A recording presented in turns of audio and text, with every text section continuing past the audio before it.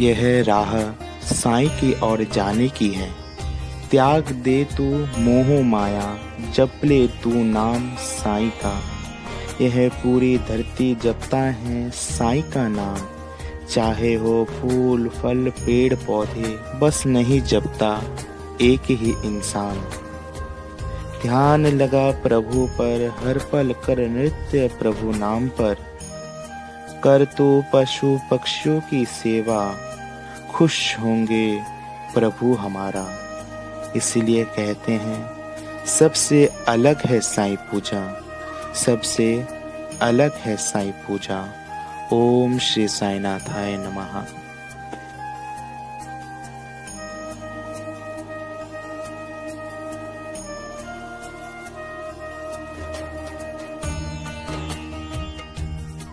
मेरे साईं सगुण साईं, तेरी मूरत रहे मन में, यही वरदान मैं पाऊँ। मेरे साईं सगुण साईं, तेरी मूरत रहे मन में। ओम साई राम। नमस्कार, मैं हूँ साईं पूजा। टीम साईं पूजा की तरफ से आप सभी भक्तों का इस चैनल पर स्वागत है। बहुत सारा बाबा का प्यार और आशीर्वाद। तो मैं ले रही हूँ एक भक्त का इंटरव्यू। इनकी ज़िंदगी में क्या क्या हालात पैदा हुए, कैसे बाबा से जुड़े, कैसे कैसे बाबा ने अनुभव दिए, बाबा का प्रेम कैसे बरसा इन पर। अगर आप साईं भक्त नहीं हो तो बन जाओगे जब आप भक्तों का अनुभव सुनोगे कि आपकी ज़िंदगी को बाबा कैसे बदल देते हैं, आपकी ज़िंदगी को बाबा कैसे रोशन कर देते, तो आप रोक नहीं पाओगे। जो साईं भक्त हैं बाबा की महिमाओं को जानते हैं, जो नहीं हैं और जो नए नए जुड़े हैं उनके लिए ये अमृत है, ये एक्सपीरियंस अमृत है। तो चलते हैं भक्त के पास, उनके साथ रूबरू होने के लिए और उनसे उनका नाम पूछते हैं। सबसे पहले अपना नाम बताएं। मैं विनोद गुप्ता, मध्य प्रदेश भोपाल से। मध्य प्रदेश से आए हैं आप, अच्छा जी। और बाबा से कितने वर्ष हो गए जुड़े हुए? 1 साल। 1 साल, 1 साल अभी मतलब रिसेंट जुड़े हैं। एक सालों में बाबा से इतना लगाव कैसे हुआ? पहली बार आया था सन 2022 में, तो दोस्तों के साथ आया था। तो वो मतलब लेके आ गए थे कि चलो शिरडी चलना है। तो मैंने कहा शिरडी मतलब चलो घूमने के हिसाब से, शिरडी मतलब घूमने चलना है, बस एंजॉय करने। तो एक आए थे, 2-3 हम होटल में रुके, बाकी खाना पीना जो सब हुआ, बाकी दर्शन हुए, बाकी सब एंजॉयमेंट करके पिकनिक स्पॉट की तरह हमने सोचा था कि घूमने आए, बस एंजॉय करने, एंजॉयमेंट करके हम वापस चले गए 1 साल पहले। अच्छा। फिर अभी 2023 में 11 जून को 2023 में पिछले महीने मैं लौट रहा था ग्वालियर से, झेलम एक्सप्रेस से। मुझे उतरना था भोपाल। तो मैं फुल नशे की हालत में था। मुझे नहीं, वो जो वास्तविकता वो बता रहा हूँ, फुल नशे में था मैं। आपके जैसे अभी भैया ने जैसे बताया और आपका मैंने एक्सपीरियंस उमेश भाई ने बताया। उतरना था, मेरा घर भोपाल में है, लेकिन मुझे ऐसा लगा कि मुझे शिरडी जाना है। अचानक मन में ख्याल आ गया। अचानक तो भोपाल स्टेशन ना उतर के मैं भोपाल तक का मेरा टिकट था, और मैं उसी टिकट पे मनमाड़ उतरा। उसी टिकट पे झेलम एक्सप्रेस फुल नशे में। सुबह जब होश आया मुझे कि मैं अब यार तो बहुत बड़ी गलती कर दी, टिकट भी नहीं विदाउट आ गया। चलो मैंने कहा आ गया, मैंने ऐसा लगा कि बाबा ने बुलाया है। मनवाड़ स्टेशन उतरा, मनवाड़ फ्रेश हुआ, वेटिंग रूम में वेट करा, मोबाइल वगैरह चार्ज करा, बैग वहाँ रखा। तो वहाँ से मेरा बैग चोरी हुआ। अच्छा। हाँ, मनवाड़ स्टेशन से बैग गया, तो उसमें कपड़े वपड़े जो भी थे वो सब चला गया, अब कपड़े भी नहीं।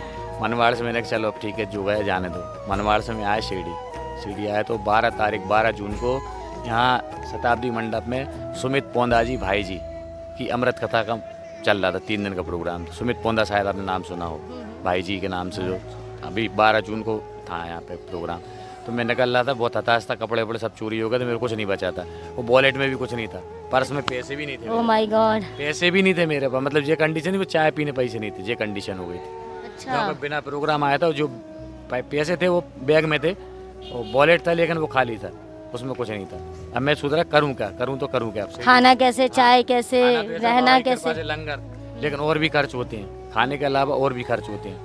अब कपड़े भी नहीं, इनर वेयर भी नहीं, टॉवल भी नहीं, नहाऊँ तो नहाए कैसे, जाए तो जाए कहाँ, अब वापस कैसे जाएंगे, वो भी एक समस्या। ये बाबा का ये दिखा रहे हैं। 3 से 6 कथा चल रही थी सुमित पोंदा जी की। तो मैं वहाँ खड़ा हो गया थोड़ी देर, मैंने कहा अब तो मर गए, फंस गए बहुत बुरे, अब तो पता नहीं क्या होगा। उस समय क्या सोचा था, क्यों आ गए शिरडी, ऐसा सोचा? हाँ, मैंने कहा नशे में ज़बरदस्ती आएगा और अब परेशान हो रहा है। तो कथा में वो चल रहे, तो कथा में खड़ा हो गया, कुर्सी वगैरह जम नहीं थी, तो कुर्सी वगैरह मैंने चलो सेवा करवाओ, जहाँ जो हुआ तो हुआ, जान दो। तो कुर्सी वगैरह लगवाई मैंने कथा में, फिर 3 घंटे कथा अटेंड करी मैंने पूरी। फिर मुझे कथा बहुत अच्छी लगी पूना जी की, मतलब बहुत अच्छा, उससे मुझे कुछ लगा। फिर जिनने जो कथा करवाई थी, राहुल ग्रोवर सोनीपत से आए थे, 66 लोग आए थे, 66। वो हर एक साल में 2-3 बार आते हैं, बहुत बड़े वक्त हैं बाबा। राहुल ग्रोवर सोनीपत से आते हैं। वो एक साइड खड़े थे, उनने मुझे बुलाया, कल भैया आप कहाँ से आए हो? मैंने कहा भोपाल मध्य प्रदेश से। कल कुछ परेशानी में हो गया? मैंने कहा भैया परेशानी मैंने कहा तो ऐसी समस्या है, मेरी स्थिति बहुत ख़राब है। कल अभी आप एक काम करो, अब आप मेरे साथ रहो जब तक सीढ़ी में, जो परेशानी आप भूल जाओ, ख़त्म हो गई। वहीं से बाबा का मेडिकल शुरू हो गया। मैंने कहा ठीक है भैया, हम तो परेशान हैं। तो कथा समाप्त हुई। कथा समाप्त की बात कर ले, आप कहाँ रुके हो? मैंने कहा भैया अब जहाँ रुकने कुछ नहीं है, बस स्टैंड पे पड़े थे, कपड़े हैं नहीं है, पैसे हैं नहीं, कहाँ रुकेंगे? तो बोले ठीक है अब आप मेरे साथ चलो। तो वो द्वारामती में रुके थे, द्वारामती भक्त निवास में 66 लोग रुके थे। तो उन्हें मुझे वहीं पर उन्होंने मुझे रुकवाया। फिर उन्होंने आपका क्या प्रॉब्लम है? मैंने कहा भैया पैसे नहीं है, इनरवियर नहीं है, टॉवेल क्रीम पाउडर कांच कंगा कुछ नहीं है, साबुन शैम्पू कुछ नहीं है। तो उन्होंने मुझे पैसे दिए कि आपकी जो ज़रूरत का सामान है वो आप खरीद लाओ, और 17 तारीख को हमारा रिजर्वेशन है, हम वापस चलेंगे सोनीपत, हम जाएंगे, हम आपको भोपाल छोड़ेंगे और हम आपका रिजर्वेशन एसी में करवा लेंगे। क्या बात है। कथा चली, 16 को हमने रेस्ट किया।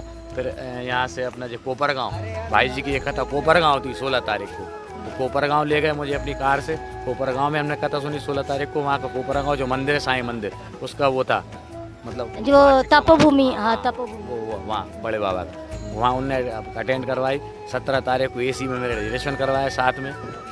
देखिए मैं बीच में रोकना चाहूँगी और मैं आपको थोड़ी सी बारीकियाँ बताऊँगी। 66 लोग थे और बंदा, आप किसी को जानते नहीं हो, आप किसी की हेल्प नहीं कर सकते हो। मतलब आपके मन में संदेह होगा कि चोट तो नहीं है, छूटा तो नहीं है, क्या चीज़ है, मगर देखिए उन्होंने, ये उनका बड़कपन है और ये बाबा ने उनके मन में दया डाली है। आगे एक और रोचक घटना है, एक और सुनाऊँ। अब 17 को रिजर्वेशन हो गया, हम वापसी हो गए। उन्होंने मुझे भोपाल में उतर गया, वो वहाँ सोनीपत निकल गए। ठीक है, अब नंबर तो सब आदान प्रदान हो ही गया था, पहचानों का मतलब उन्होंने मेरा इतना साथ दिया कि मतलब ऐसे समय साथ दिया कि मतलब कोई था ही नहीं जहाँ मेरा। मैं तो सोच रहा था कि अब होगा क्या, वापस कैसे जाएंगे। उन्होंने हर चीज़ से मुझे, रहने से, कपड़े से, वापसी का टिकट, खाने से, पीने से साथ में रखा पूरे 3-4 दिन। तो ऐसा हुआ। फिर हम घर पहुंच गए। फिर मैंने कहा यार एक बार सोनीपत चलना है मिलने राहुल भैया से, उनने जो भी किया। तो मैंने इन्हें फ़ोन लगाया 30 जून को। मैंने कहा राहुल भैया मैं सोनीपत आ रहा हूँ। कह मैंने क्या, मैंने मिलने आ रहा हूँ, आपसे मिलना है मुझे, और वहाँ से मैं दिल्ली घूम कर वापस जाऊँगा। तो कह भैया मत आओ, कह हम सीढ़ी जा रहे हैं वापस, और कह हमारा रिजर्वेशन है। अच्छा। 30 तारीख को फिर रिजर्वेशन था उनका। अच्छा। हाँ, कह निजामुद्दीन से हमारी ट्रेन है काल का, ठीक है, 10:25 पे, और अभी हम निजामुद्दीन स्टेशन पे। 30 तारीख को ही मैंने फ़ोन लगाया जब वो वापस सीढ़ी आ रहे थे। Oh my God. हाँ, तो मैंने कहा भैया सीढ़ी तो मैं भी चल रहा हूँ। तो कह लगे चलो। तो मैंने कहा भोपाल देखो कितने बजे आएगी? कह भोपाल आएगी 7 बजे के आसपास। तो मैंने कहा आपको भोपाल स्टेशन मिलूँगा तैयार।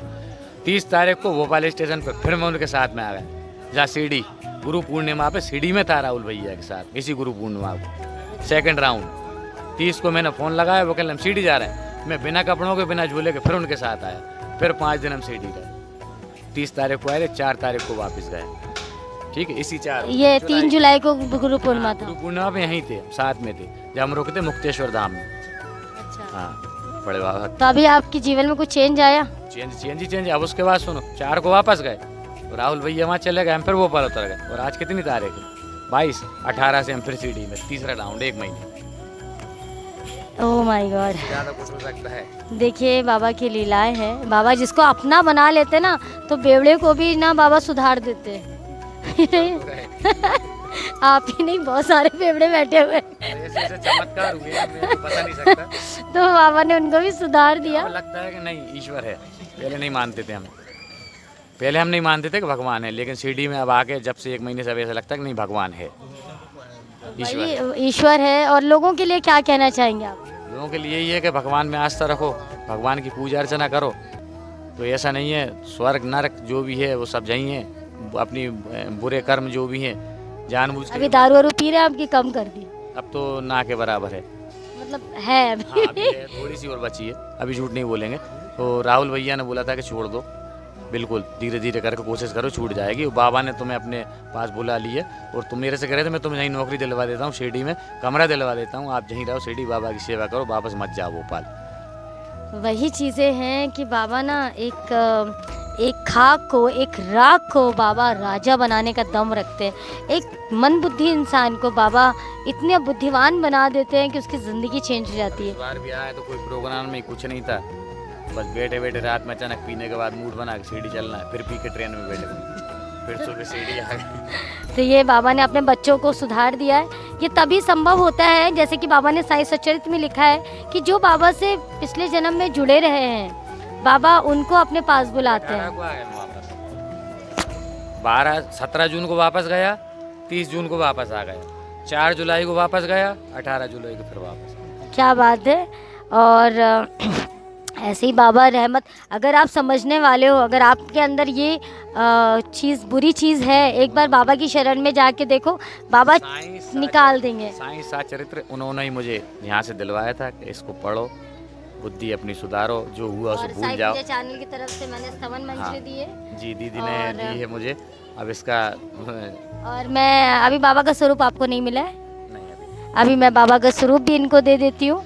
और मैं चाहूँगी कि जो लोग बुरी संगतों में एक बार, और जो लोग जिनके ऊपर कर्ज है, तो वो लोग ना बाबा को मानना शुरू करें, कुत्तों को दूध पिलाएं, बेजुबानों की सहायता करें, उनको खाना खिलाएं।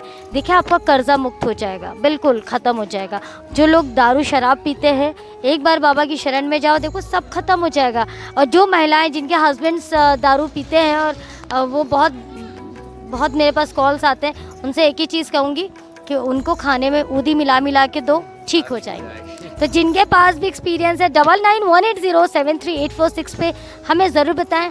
भैया के साथ इतना बड़ा मिरेकल हुआ, एक ऐसा इंसान जो दारू छोड़ी नहीं और इतना पीने के बाद वो पीने की हालत में यहाँ, इनका बैग चोरी हो गया, इनके पास पैसे नहीं, और बाबा की कैसी लीला कि बाबा ने इनको अगर इनका बैग चोरी नहीं होता, अगर इनका बैग चोरी नहीं होता तो वो भाव नहीं आते, वो सेवा नहीं आती।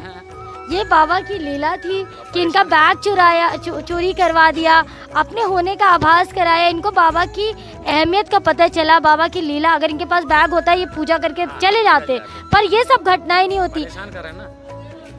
बाबा ने अपने होने का एहसास कराया, दिल में दया डली। के रूप में जो समझ लो आप बाबा आए थे। राहुल भैया को जहाँ भी हैं, सोनीपत में, राहुल जी आपके अंदर बहुत दया है, करुणा है। मेरा मैसेज जब भैया ये एपिसोड रिलीज़ होगा और जब भैया देखेंगे तो आप इनको शेयर कीजिएगा। मैं आपसे यही अनुरोध करूंगी, बहुत दया भाव, और बाबा ने आपको इतना अच्छा इंसान बनाया है और इतना करुणा दी है। बाबा आपको बरकत दे, बाबा आपको ऐसे ही सबकी मदद करने के लिए भेजे और आपके घर में सुख समृद्धि बनी रहे। राहुल जी, मैं यही आग्रह करती हूँ द्वारका माई के सामने। ओम साई राम, जय साई।